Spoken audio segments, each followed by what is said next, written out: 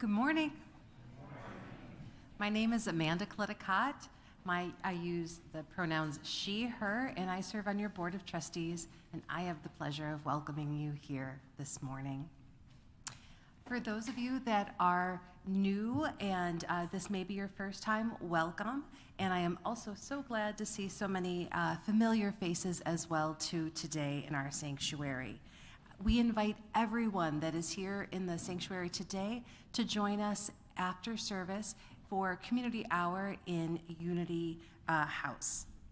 Also at Unity House, you will see that we have a table set up for the board. We had a board meeting very recently, and so we wanted to invite congregants and friends to come and talk with the board about whatever is on your mind. And then at 11:30, we will be having an informational meeting here to talk more about some of the topics around the dissolution of UTRF. Everyone is welcome to join, but we will also have a series of other meetings in case that time does not work for you. Each week, we remind ourselves of our congregation's core values: connection, transformation, justice, and acceptance. Our mission is to embody these core values in our daily lives by welcoming all, inspiring compassion, nurturing wonder, and serving community. This living tradition is drawn on from many sources, including Jewish and Christian teachings, which call us to respond to God's love by loving our neighbors as ourselves. And as part of this mission, we wanted to give you an update regarding our current pledge drive. Reverend Roger? Good morning, I'm Roger, and my pronouns are he, him. We have a slide up there which is 2 days old and actually out of date, which is a beautiful thing. So as of Thursday, we had 61% of our goal received in pledges. That's now 66+%.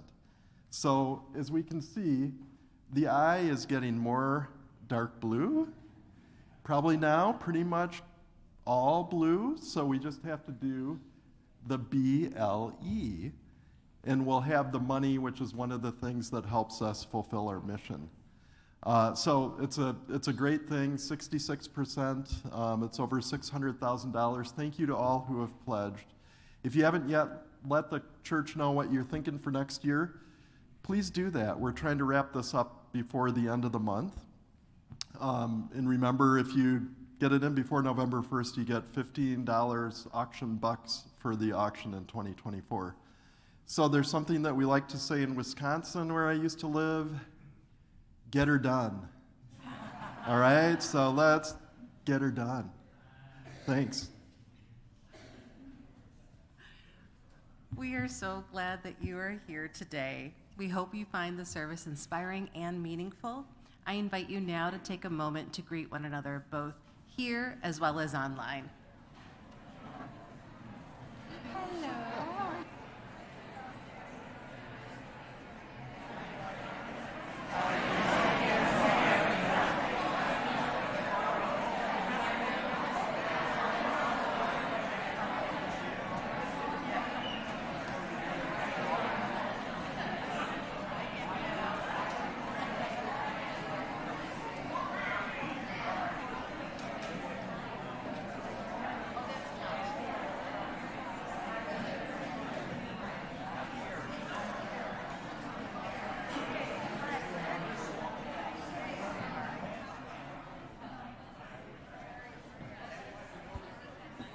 Well, I would like to introduce you all to our chalice lighter today, who is Edward.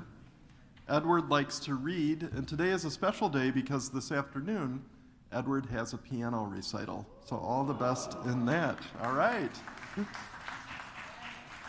So we invite you to join in the chalice lighting words that we'll say together.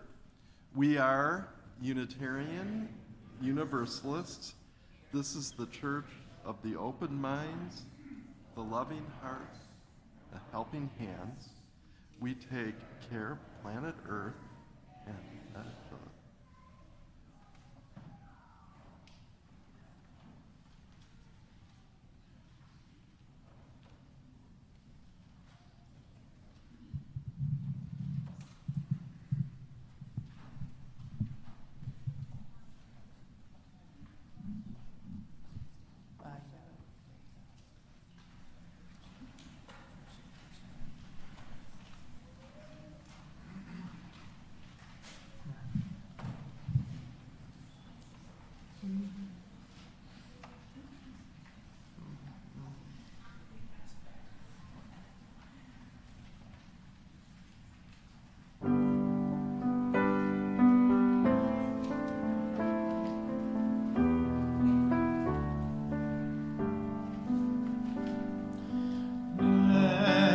Lama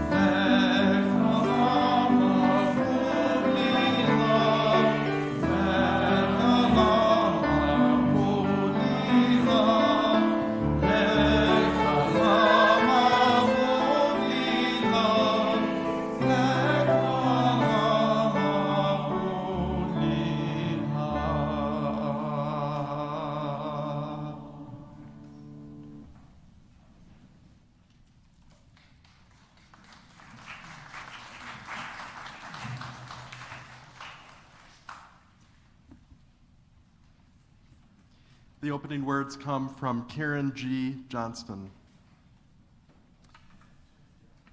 As we gather this morning, let us be a people of not forgetting. Let us practice holding collective memories that might otherwise slip into the enormous void that sucks and corrodes any future we hold dear. Let us practice honoring truth-telling up from the past that must come fully into the now, lest we falter and fail, lest the whole remain in pieces. Let our need for comfort or simplicity, for easy forgiveness or false pardon, smother the heartbreak that still needs healing.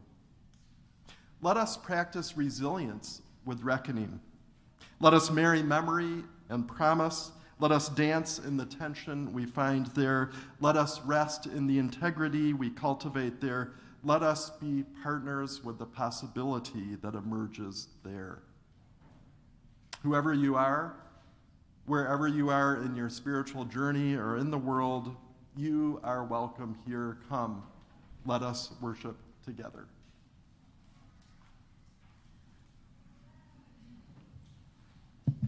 Our first congregational song is a round in the Gray Hymnal, number 394. It's Havana Shira, and it is a beautiful Hebrew round and song. It means, greetings, my neighbor, come sing Alleluia. We're going to sing it together twice, and then I'm going to divide you, and we're going to do it in that round. Here we go. Please stand in body or spirit. Thank you. Together.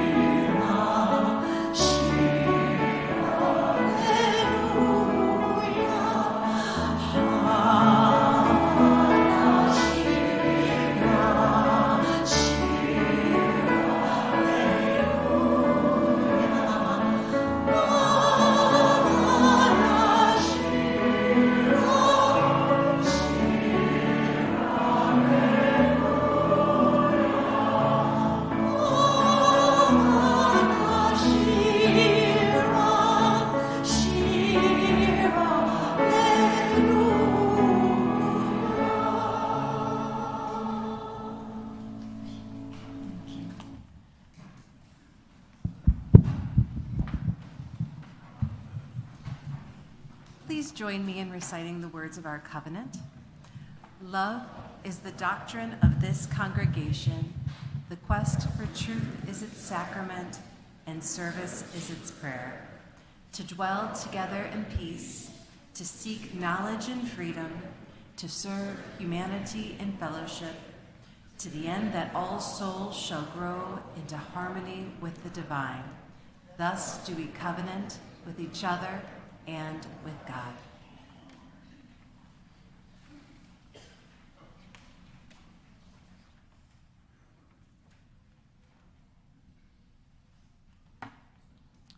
My name is Jay Cohen. I'm part of the spiritual care team here. We always like to say that this is the church of the open mind, the loving hearts, and the helping hands. And one of the ways we live that out is by sharing the joys and sorrows of our lives each week. If you would ever like for one of your joys or sorrows to be shared from the pulpit, you can write it in the book right outside the sanctuary before the service, or you could email us anytime during the week at spiritualcare@unitytemple.org. For those of you online, feel free to put it into the live chat. Here are the joys and sorrows that were shared this week.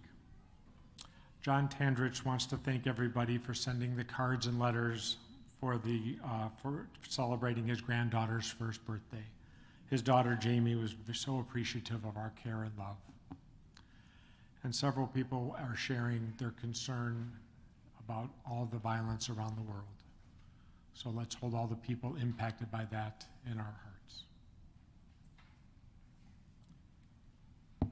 Aside from the items just mentioned, I know that each one of us is carrying things on our hearts. If you would like for one of your joys and sorrows, if you'd like to honor that, one of the ways we do that each week is we drop stones into the water. And there are stations. There's a station right here in front. There's two in the corners there, and there's one down at the cloister down there. So in a moment, we're going to open it up so people can drop a stone into the water. And as we're doing that, let's remind each other that we're going to be doing it in silence and holding each stone with love and tenderness and care as we all go through the joys and sorrows of our lives together. At the end of that, we're going to sing Spirit of Life just one time. Feel free to.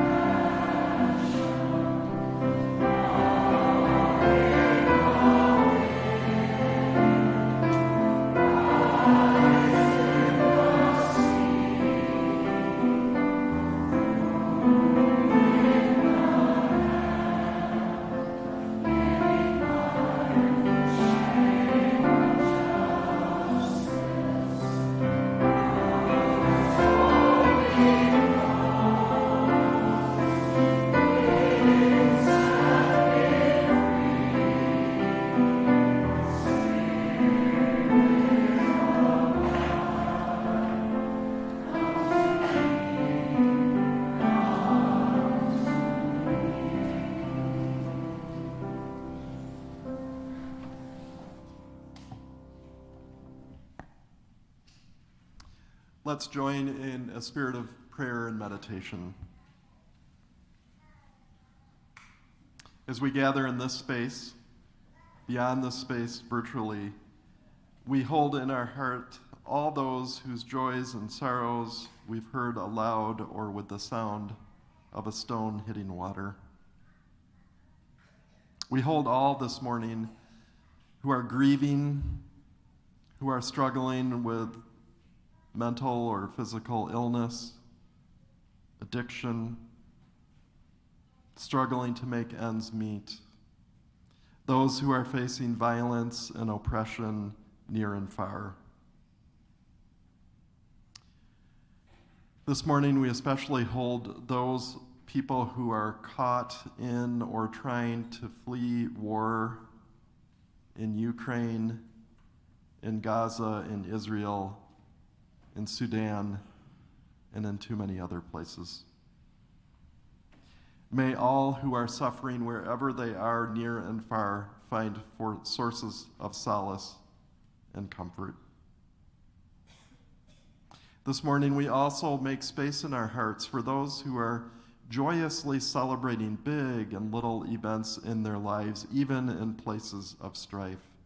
There are everyday joys and miracles. May each one of us, wherever we are, whether we're joyous in our hearts or filled with sorrow or worry, may we each find the company of others in this congregation and beyond that remind us constantly that we are never alone.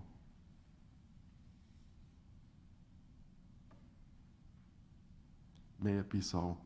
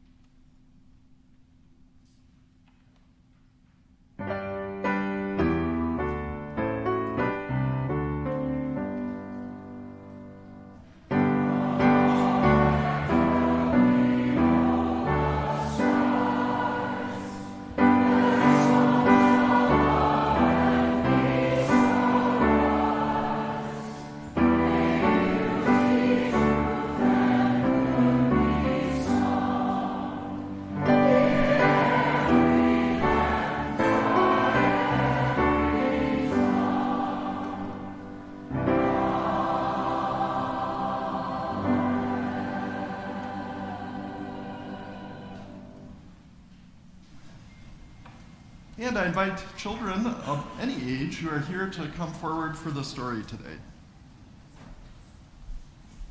Hi. Hi. I know. First one, you're second. Cool. Hi, everybody.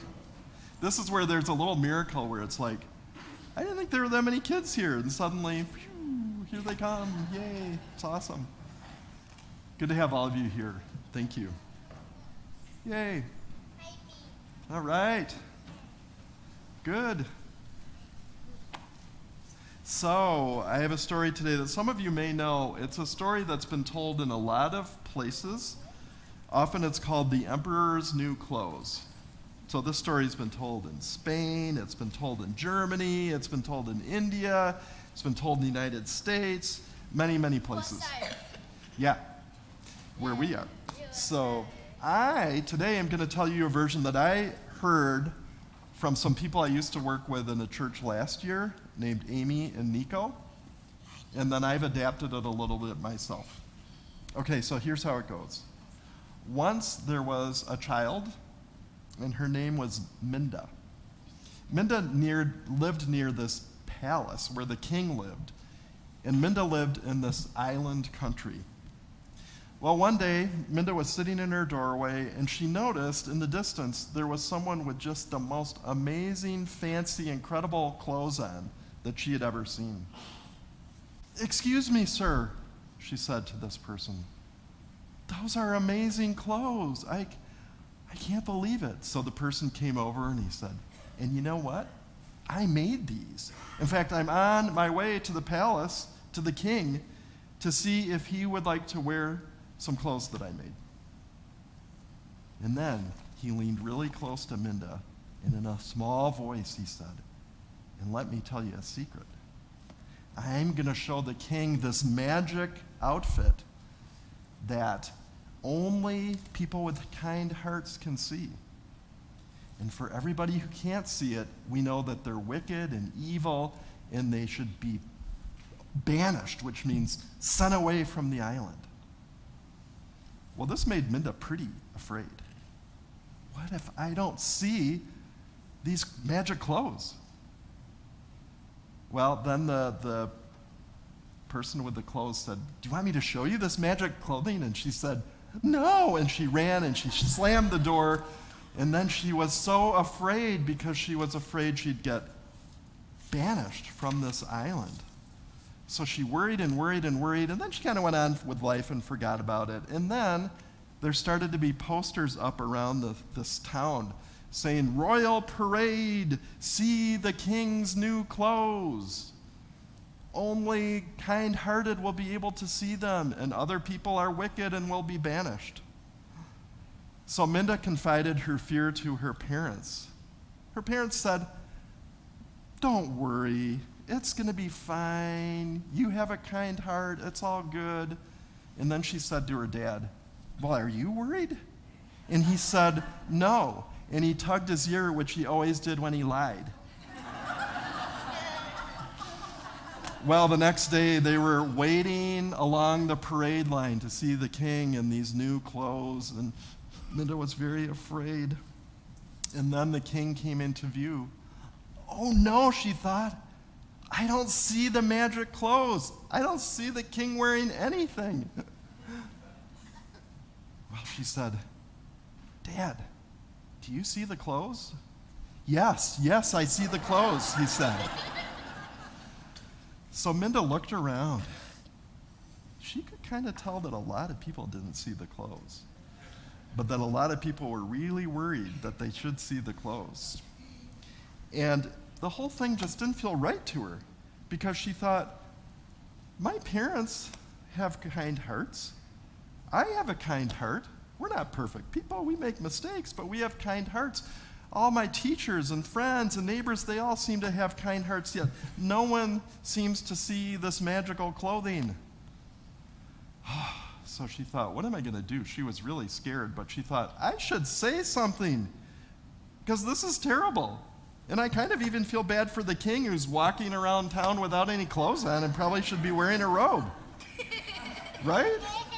So finally, she says, but she thinks all these grown-ups are pretending to believe something that they all know is false. So she finally screwed up the courage and she said, we have all believed a lie. This person with the magic clothing told us a lie. We have kind hearts. Stop.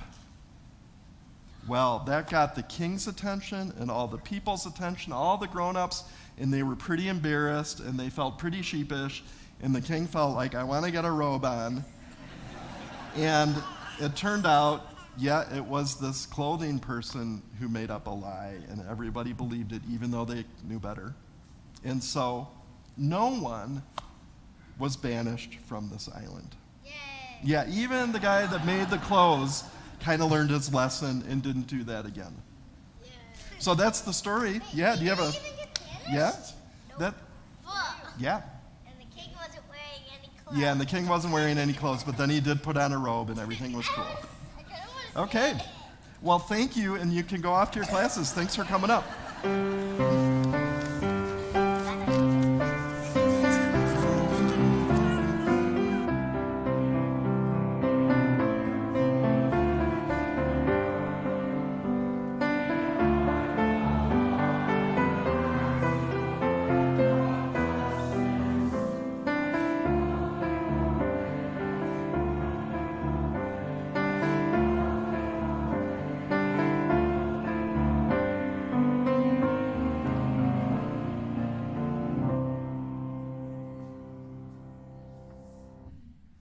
Hi, I'm Karen Osborne. My pronouns are she, her.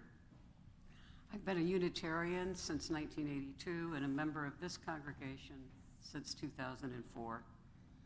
At another UU church, I was worship committee chair during a year when we were between ministers. At UTUUC, I've been a facilitator for Daring to Dream and Soul Connections, and a member of Rainbow Connections and the Mindful Reflection community. All of these have welcomed all, inspired compassion, and nurtured wonder. I've gone on journeys with our former minister to Occupy Chicago and to police stations. Members of this congregation have taken buses to Springfield to lobby for more just legislation. There are people in this congregation doing meaningful work in the community every week. In addition to working at previous auctions, I've written hundreds of postcards in the Vote Love campaigns which serve community. I've served on the Anti-Oppression, Anti-Racism Committee, which is gearing up for a busy year and is looking for new potential members to apply. Yes, you do have to apply. See Willa Schultz. When I recently lost a beloved friend and former partner to sudden death, people in this church offered their condolences and support. They helped out at the celebration of life, doing whatever needed to be done. That is the kind of community we have here at UTUUC. When my friend Alice O'Cray led a service this summer, she asked me to play piano, I think not realizing just how terrible my stage fright was. She gave me the opportunity to face my fear of playing in front of a large group. The support of Alice, Betsy Davis, and Marty Swisher, and others made all the difference. Again, this is the kind of community we have. We encourage each other to take risks. We encourage each other to explore different aspects of ourselves. So I've increased my pledge this year because I know we are facing serious fiscal challenges and because I really want to support our wonderful programs. I pledged early this year so I could get that wonderful $15 in auction bucks. And November 1st is almost here, so if you haven't pledged already, please join me.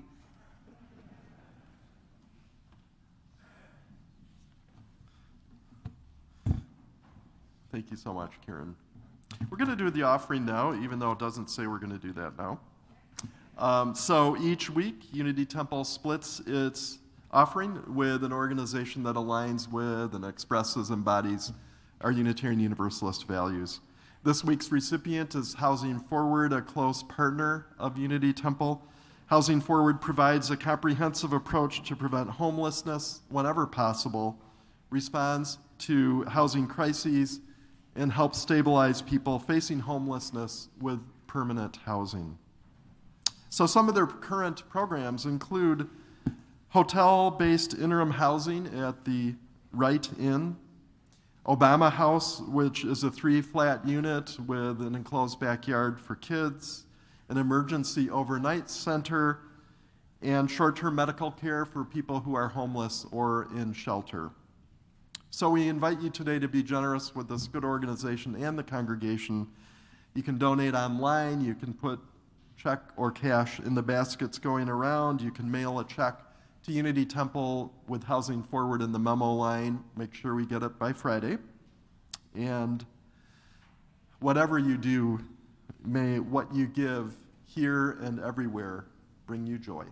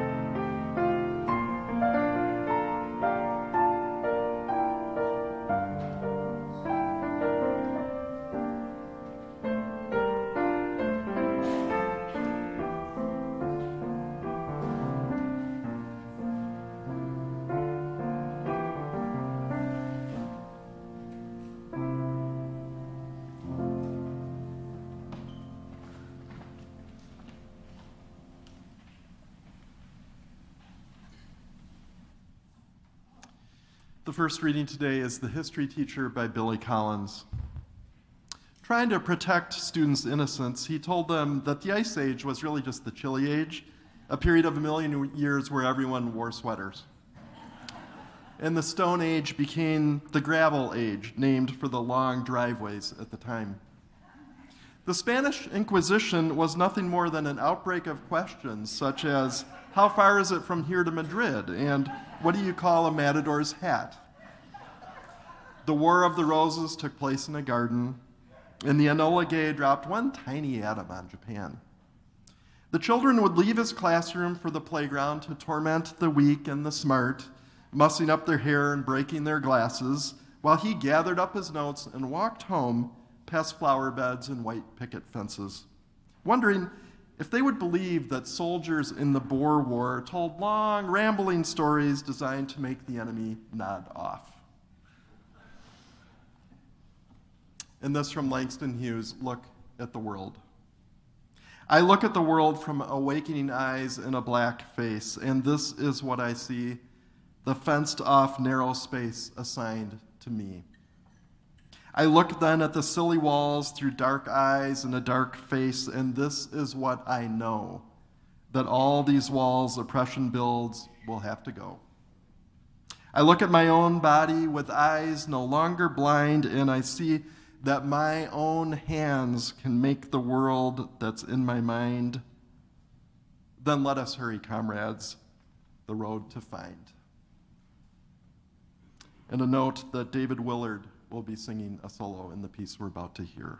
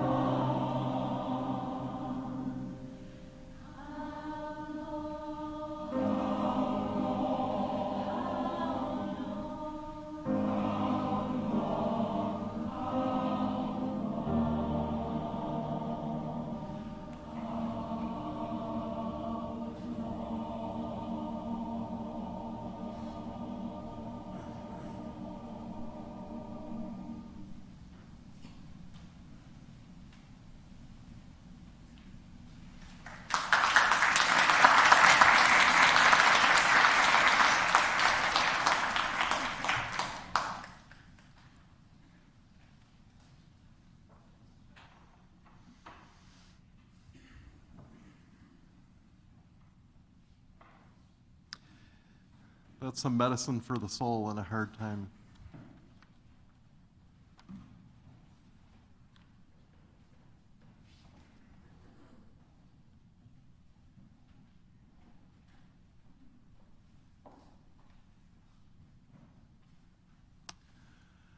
One of the heroes of our faith is Thomas Starr King. He was an exemplary Unitarian Universalist minister in the 1800s. He is credited with keeping California in the Union and with making sure that California did not become a slave state. During the war, he was a leader and a prodigious fundraiser for the U.S. Sanitary Commission that cared for wounded soldiers. He was renowned as a brilliant and compassionate minister. One of the many families he influenced and inspired was the family of a person named David Starr Jordan. In fact, Starr, the middle name of David Starr Jordan, honored Thomas Starr King. And so, though Jordan rarely as an adult went to church, he strongly identified with our Unitarian Universalist faith. Jordan was a famous ichthyologist. That's the study of fish. He's credited with discovering thousands of fish species. He had a lot of stick-to-itiveness because twice in his life, his lifetime fish collection was destroyed. The first time at Indiana University, the building he housed it in was burned down. And then he moved to San Francisco, got a new collection started in time for the earthquake, which destroyed his collection. He was the founding president of Stanford University. Well, Jordan's passion for ichthyology was driven by a fervent desire to classify and to order the natural world. Although he did not believe in a God who oversaw creation, he did believe in order, and he believed that science could discover that order. Well, his search for a new fish species took him to a small village in the Italian Alps. This village was largely populated by people with mental and physical disabilities who were cared for in this beautiful setting by the Catholic Church. And when he looked at that village, he saw not a scene of beauty and compassion, but a scene of disorder. For him, it was what he called a veritable house of horrors. You see, he was someone who classified human beings as either fit or unfit. At the top of his fit category were able-bodied Nordic people, that is, white people of white Northern European descent. At the bottom were people with disabilities and people of color. There's an amazing book about his whole story and someone wrestling with this story by Lulu Miller, who's one of the Radio Lab hosts. It's called Why Fish Don't Exist. I highly recommend it. Well, not surprisingly, given this view, Jordan became a leading, widely published proponent of eugenics. Eugenics is bigotry masquerading as science that tried to exclude and reduce the population of people it deemed inferior and unfit, especially people with disabilities and people with color and poor people. So Jordan wrote several prominent eugenics books, including The Blood of a Nation, a study of the decay in races through the survival of the unfit. The publisher of Jordan's eugenics books was Beacon Press. That's the publishing house of the Unitarian Universalist Association. Jordan, in fact, had 19 books published by Beacon Press. He is the most books of any author in Beacon Press history. His Beacon Press books were used by the Nazis and remain in use today by neo-Nazis in the United States and elsewhere. Well, Jordan also supported the Anti-Imperialist League. This was a league of people that was opposed to American imperialism, especially in Hawaii and the Philippines. Now, unlike eugenics, this kind of sits well with us today, right? except then when we learn about why Jordan opposed those wars and that imperialism, it was because he didn't want Nordic white American bodies dying in the Philippines, and he didn't want contamination of the white stock from this interaction with Philippines people. Whew. Maybe Jordan was a bad UU apple. Nope. My colleague Fred Muir has written papers in a soon-to-be published book that I got an advanced peek at called Benevolent Intentions, Decolonizing the Religious Liberal Imperial Mind, in which he documents in numbing detail wide enthusiasm for eugenics among Unitarians and Universalists.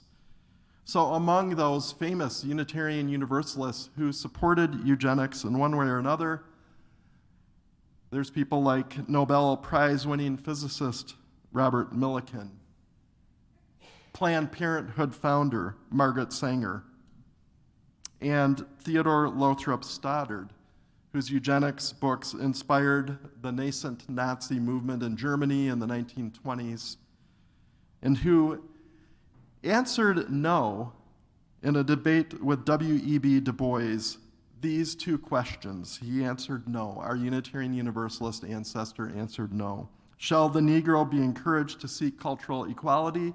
No. Has the Negro the same intellectual possibilities as other races? No. Our spiritual ancestor answered. And there are more Unitarian Universalists on this list. Roswell Johnson, who co-authored a landmark eugenics textbook, and Supreme Court Justice Oliver Wendell Holmes Jr., who wrote the majority opinion in the Supreme Court in a ruling that allowed forced sterilization and led to the forced sterilization of some 70,000 women. He concluded his majority report or opinion on this with 3 generations of imbeciles is enough. Again, our spiritual ancestor. Fred Muir also uncovered extensive support for eugenics among presidents of the American Unitarian Association and UU ministers who entered and sometimes won eugenics sermon writing contests. Yes, there was such a thing. His conclusion is that American Unitarians and Universalists had an outsized role in eugenics in the United States, and that our denominational press was a major publisher of eugenics books. Well, Muir in these works also persuasively makes the same claim about the outsized role for Unitarian Universalists in the United States' effort to conquer Hawaii, the Philippines, and other places in the Pacific. Here are some of the Unitarians and Universalists in the who's who of American imperialism. The forerunner, William Walker, whose private army overthrew Nicaragua's government and installed him as president in 1855.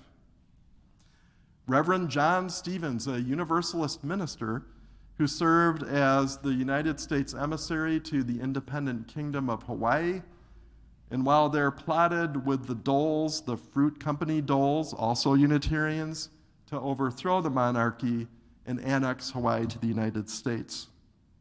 John Davis Long, Secretary of the Navy during the Philippines conquest. Brigadier General Thomas Andrews, who led the first expeditionary force in the Philippines. William Howard Taft, the first civilian governor general of the Philippines. Taft opposed taking the Philippines, but once we did, he felt deeply that we need to give the Philippines people a good form of government, our own government. Taft advocated for what he called the benevolent assimilation of our little brown brothers. And he said, we hold the Philippines for the benefit of the Philippines people. 200,000 of whom died in the war against the United States. Most of those civilians who died of famine and disease associated with the war. Later, Taft would go on to be president and then Supreme Court Justice, and he joined, incidentally, that ruling penned by Oliver Wendell Holmes Jr., allowing forced sterilization. The list goes on.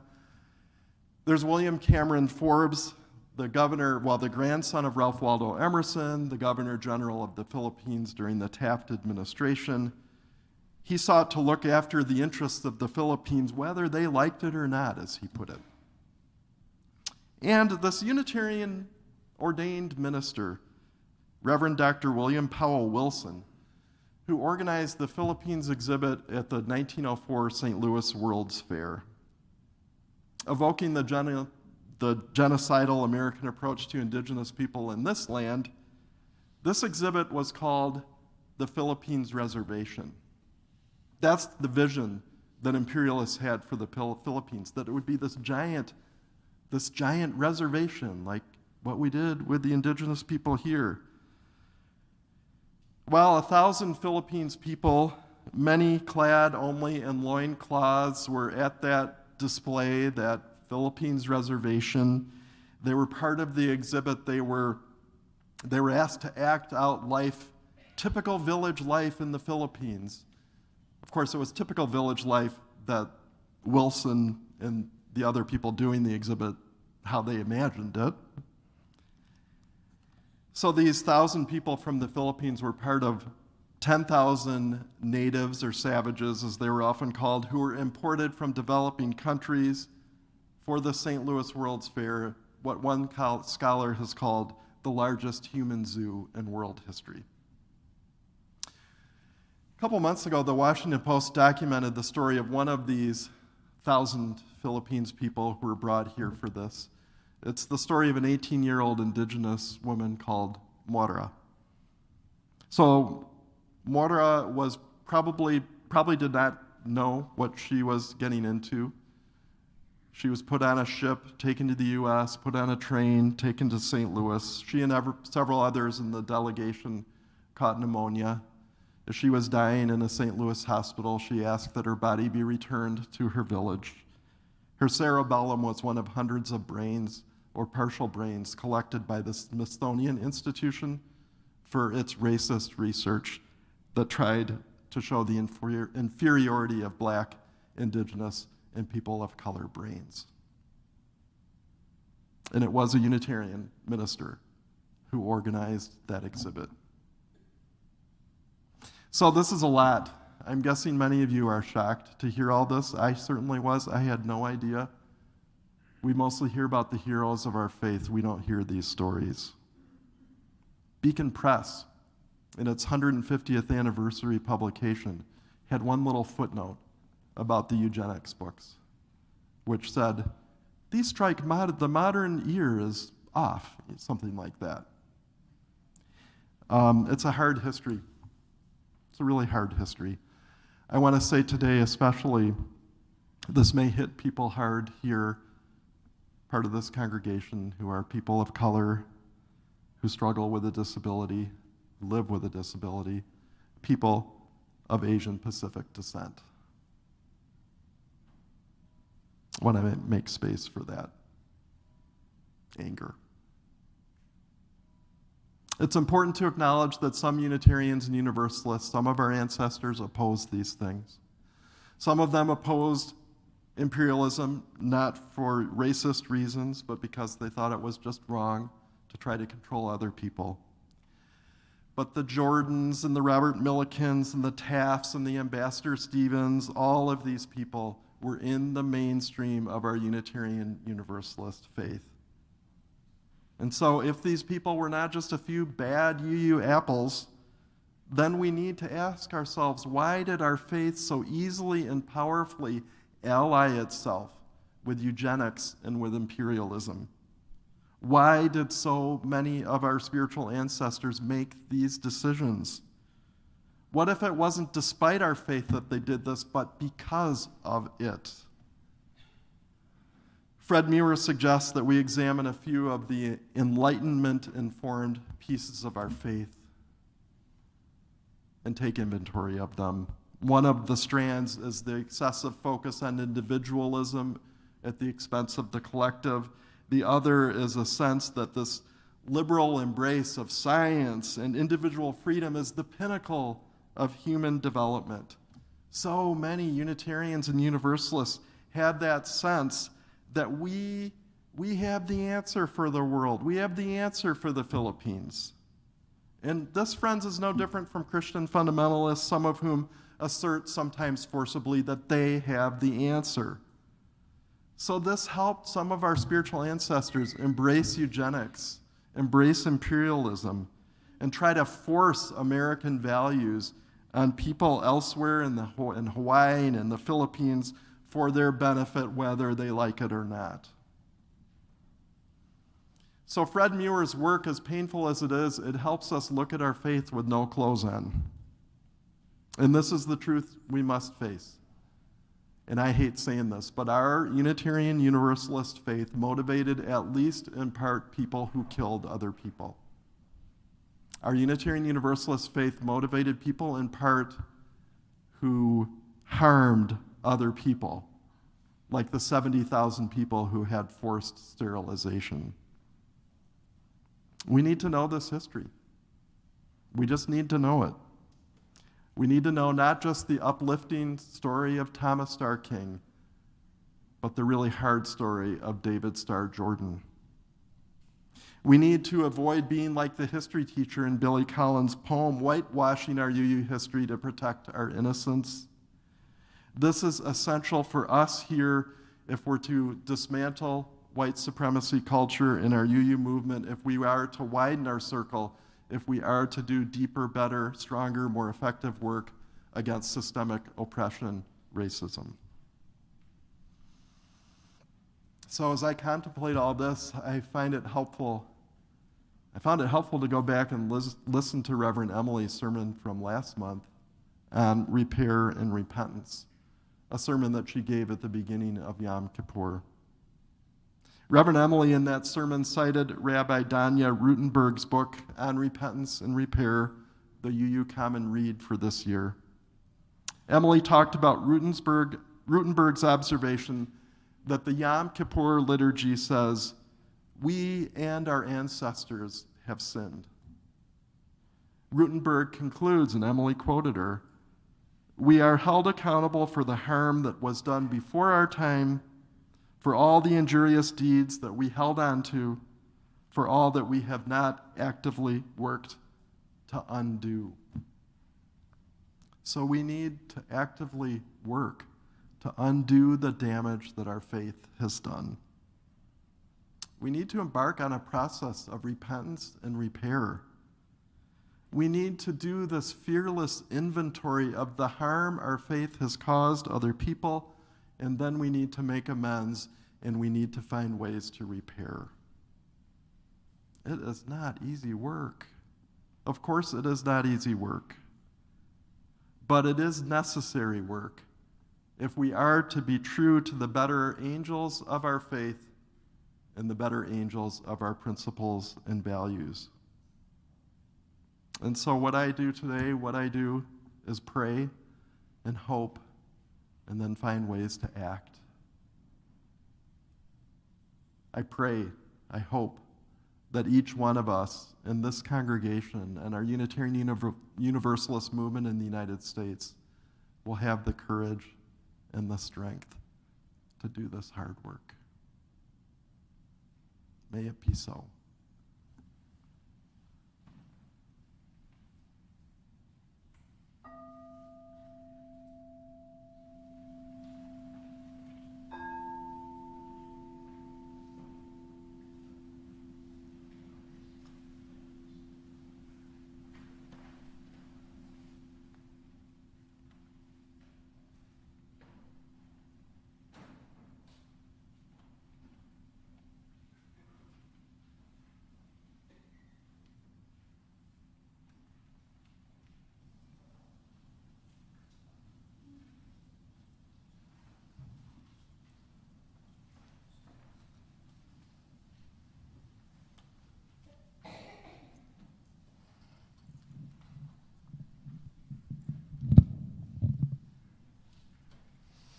Please rise in body or in spirit and join me in hymn number 218 in the gray hymnal, "Who Can Say?"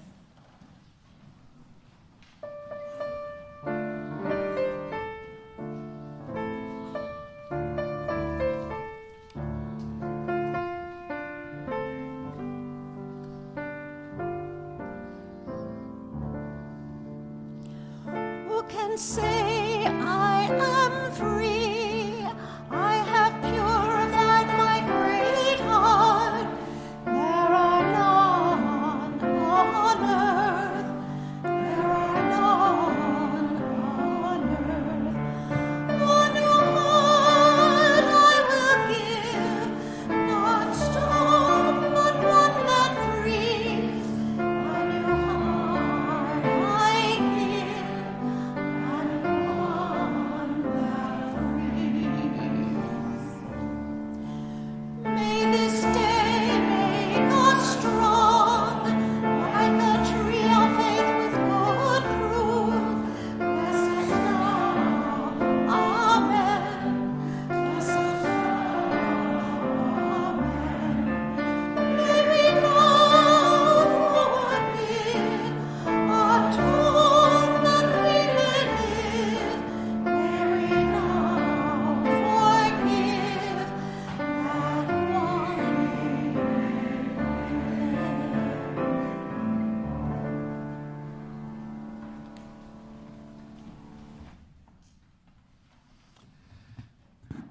And the closing words come, you can be seated, from Maya Angelou.